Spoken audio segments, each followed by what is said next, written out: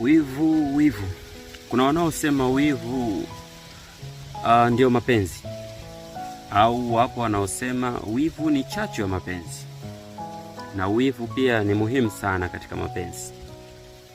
Hata Mtume sallallahu alaihi wasallam alituelekeza kwamba la yadkhulul janna ad-dayuth. Huyu haingii peponi. Yani mtu ambaye hana wivu hawezi kuingia peponi.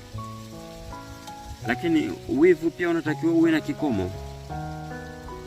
Hautakiwi kuzidi sana. Ukizidi sana inakuwa ni kero katika mapenzi.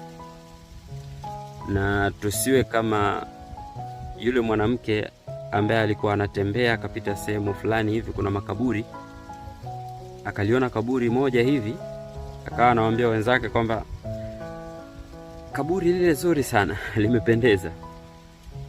Wakamwambia kwamba unamjua aliyezikwa hapo?